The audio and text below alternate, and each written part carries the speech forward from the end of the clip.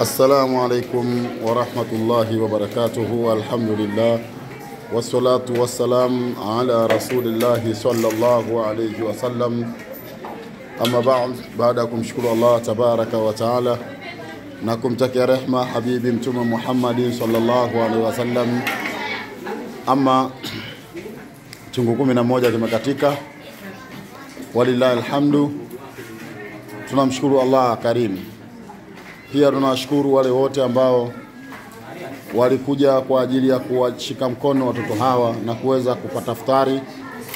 Walillahi alhamdu, kheri nyingi na shukrani nyingi. Allah wabariki sana, wajalie kheri na wafungulie kile ambacho kilichokuwa kigumu kwao, basi Mwenyezi Mungu akitie wepesi.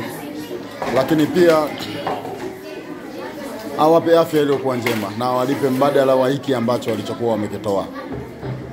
Na wazazi wao Mwenyezi Mungu awarehemu kwa uwezo wake, kwa cheo chake Allah karim. Baada ya kusema hayo, ndugu zangu, hakika vijana hawa kuwalea ni jukumu letu sote, na kama jukumu letu sote, basi inshallah kila mmoja anawajibika katika swala zima la malezi ya watoto hawa.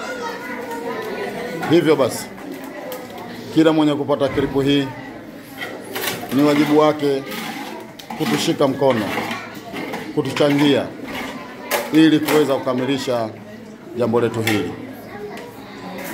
Vyovyote vile itakavyokuwa, ukawa wewe huna chochote, basi angalia nani ambaye inaweza ikamfikia klipu hii naye akatusaidia, itakuwa ni kheri zaidi. Baada ya kusema hayo, kituo Mu'min Yombo, karibuni sana. Wabillahi tawfiq. Wassalamu alaikum wa rahmatullahi wa barakatuhu.